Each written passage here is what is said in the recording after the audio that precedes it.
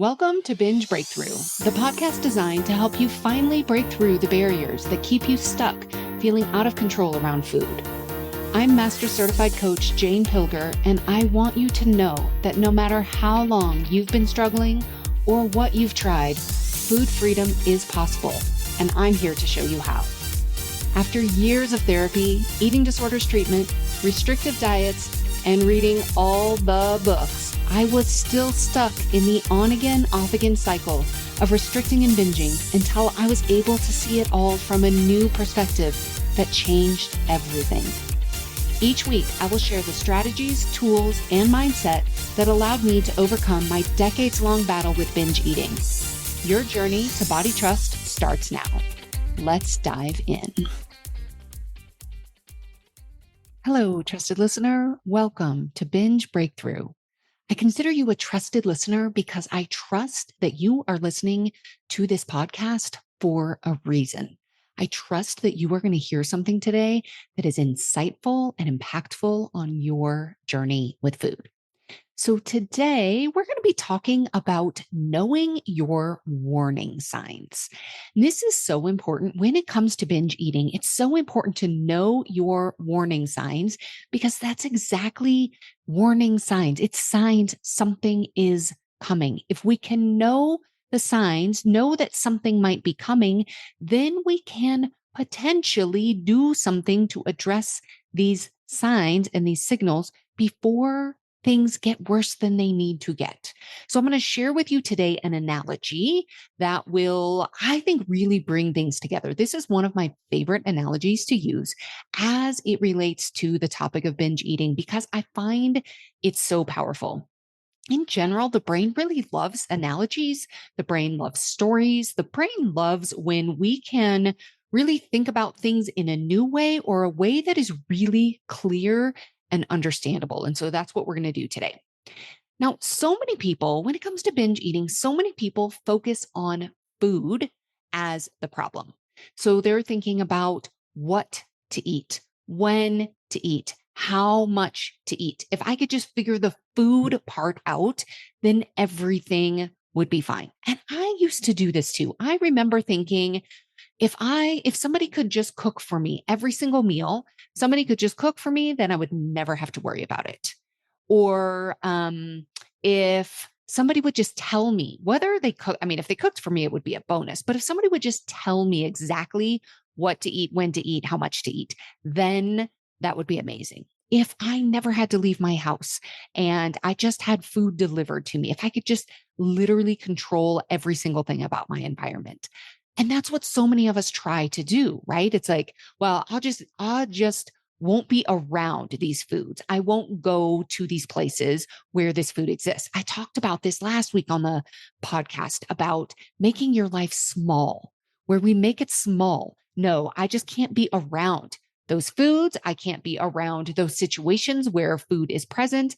I just won't go out to eat. I won't go to parties. I won't do this thing. We focus on the food. But I am here to tell you the food is not the problem.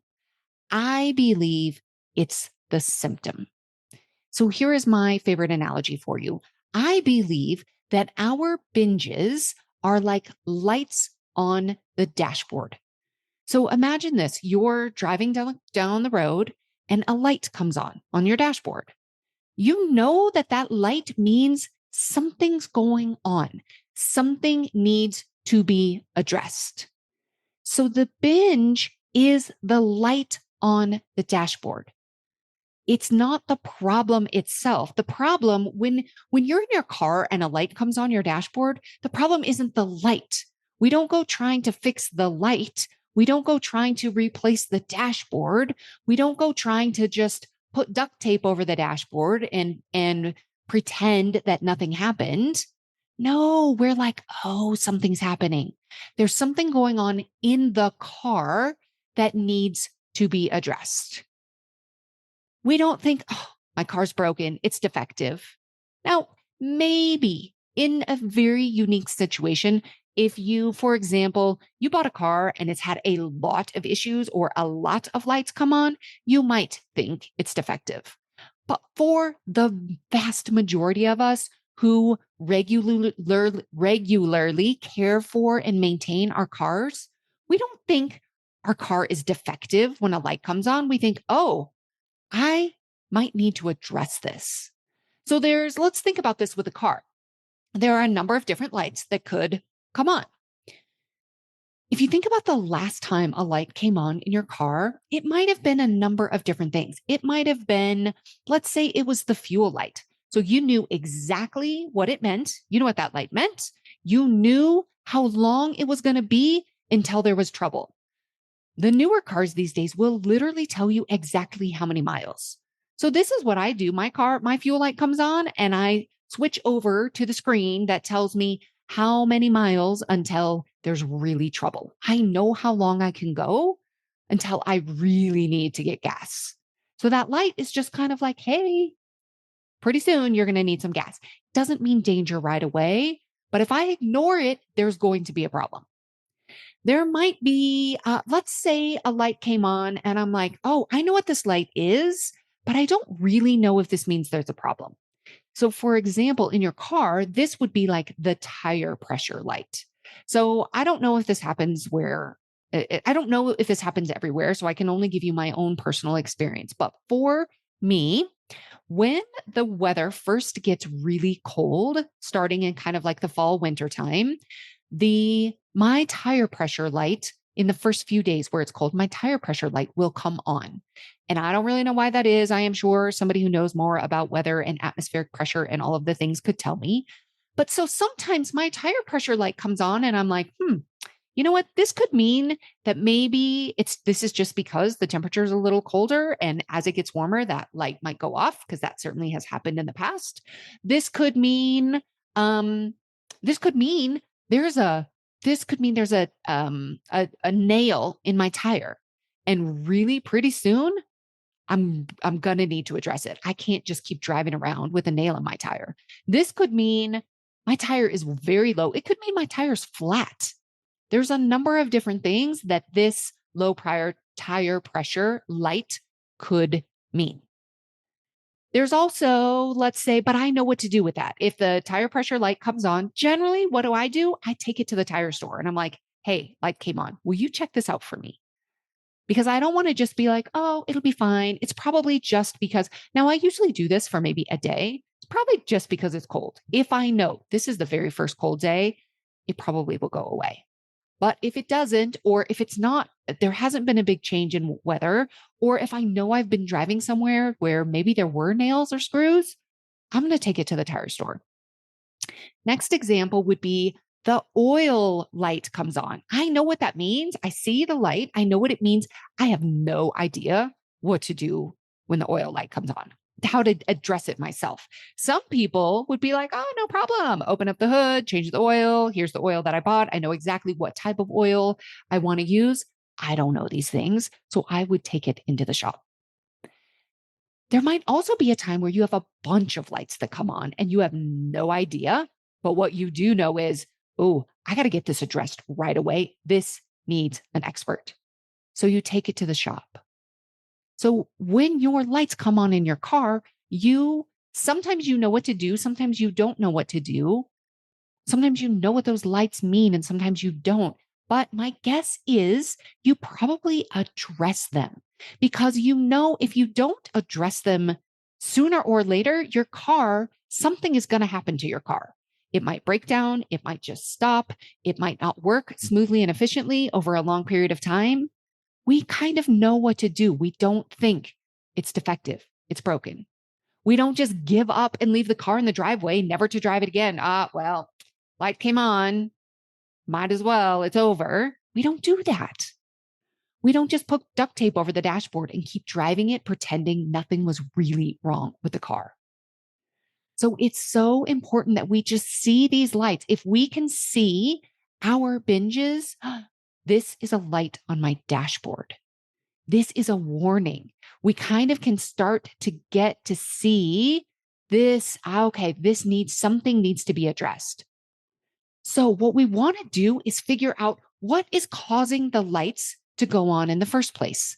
It's the same thing that we do in the car, right? It's like, what's causing this to go on? Oh, I'm low on fuel. Oh, I haven't replaced the oil in a while. Oh, the battery needs to be replaced. Whatever it is, sometimes, like in a car, it's easy and it's straightforward. Sometimes it takes looking at other resources. Like if we're using the car analogy, you've got to like get out the handbook and say, what does that light even mean? I don't know. So sometimes that's what it takes. Sometimes you need to take it into an expert. And oftentimes, what we want to do is look under the hood to see what's going on. We want to figure out what is making the lights go on. We want to address the issue so that the lights will stay off for an extended period of time and the car will function as smoothly and as efficiently as possible. So it's the same thing for you. When you have a binge, we want to figure out what is making these lights go on. We want to address it. We want to look under the hood so that we can take care of whatever is causing those lights to go on.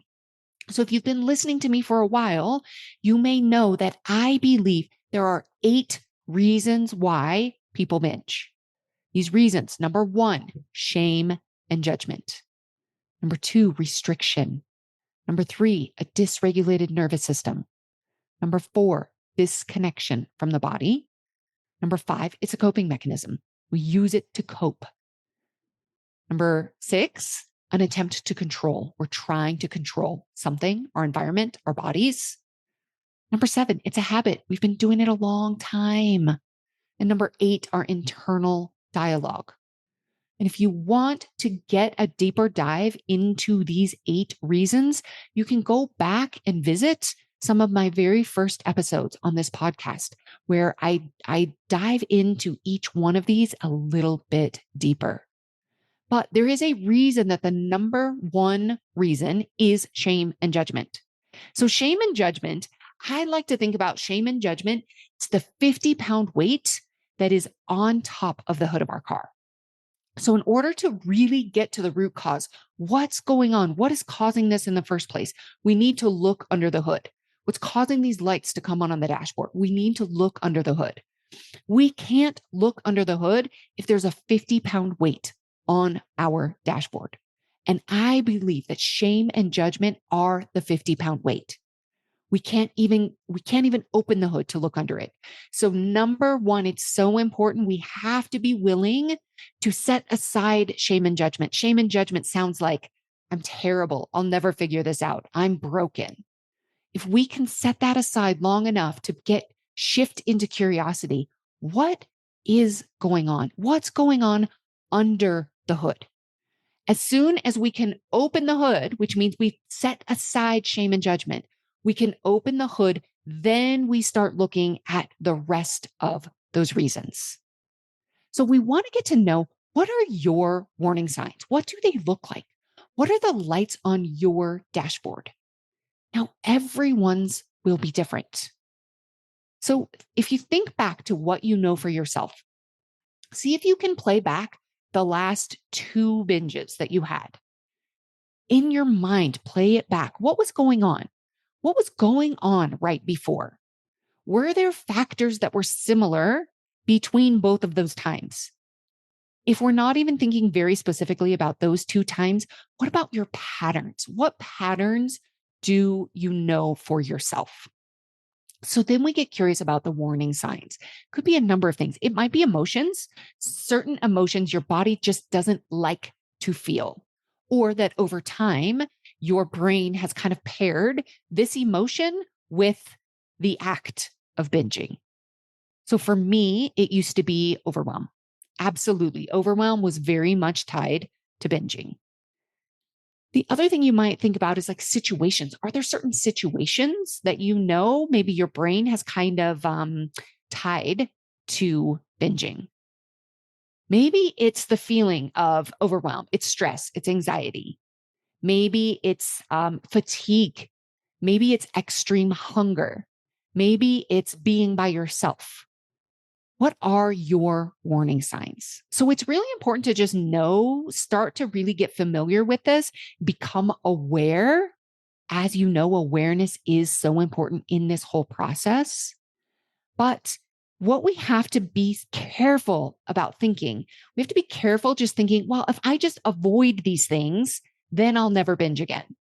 Because it's not possible to avoid stress, worry, overwhelm, uncertainty, sadness, because you are a human. Every human will feel all of these emotions sometimes.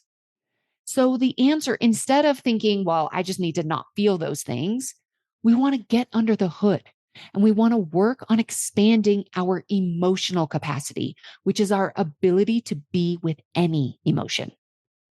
So some people make the mistake of thinking a particular food or a particular situation is the warning sign. So if they can just avoid the food or avoid that situation altogether, then they won't binge. This is a lot of what I talked about last week in making your life small. This is what we're doing. We're just avoiding altogether. Well, then that way I won't binge. But the problem with this approach is it keeps all of the power with the food or the social situation. It has you feeling unsafe and not trusting yourself in these scenarios. So the key then is to develop safety and trust with yourself and with food. And then when you have that safety and that trust with yourself and with food, then you can be around any food or in any situation and know that you can handle it. You will also know your own self and your body well enough to make sure that you have enough fuel in the tank, that you change your oil regularly and you get your annual inspections and maintenance so that your personal vehicle can operate as smoothly and as efficiently as possible. So I recently developed this tool that I use with my clients. It's a 5-point inspection tool that's designed to help you get under the hood and look at the 5 primary areas that often cause that dashboard light of binging to come on. So a lot of people say, I don't know why, or this is just what I always do. I don't really understand. I don't know why. I don't know what I'm looking at when I try to get under the hood. I just don't know. But I want you to know there is always a very good reason why you do what you do with food.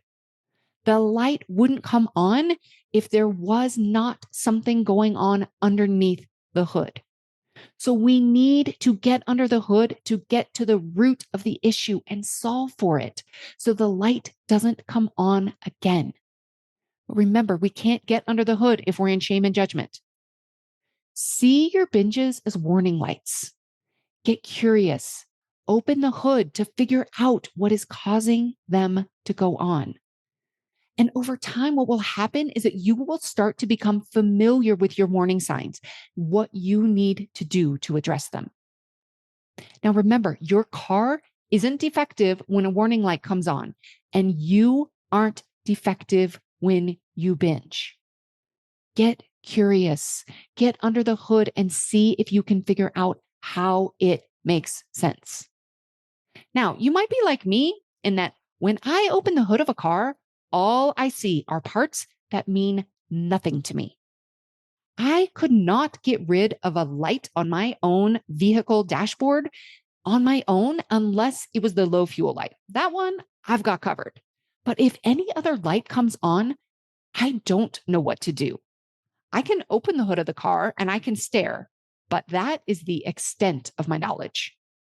I need to take my car somewhere to have them help me figure out what's going on and what needs to be addressed to get that light to come off and get my car operating smoothly and efficiently. Now, that may be the case for you, and there is nothing wrong with that. It's okay that I don't know how to service my own car because I know who to take it to when the lights come on. So if you aren't quite sure how to address your own dashboard lights when it comes to your eating struggles, or if you've been trying to do it on your own, but those lights keep coming on, perhaps it's time to take your car in. Just like with your car, you have plenty of options when it comes to getting service. You want to find someone that you trust and you know will take really good care of your car. Someone who knows what they're doing and who will help you address your concerns so that you know your vehicle will run smoothly and efficiently for a long time. So if you're looking for help and support with searching under the hood and addressing those dashboard lights, this is exactly what I do.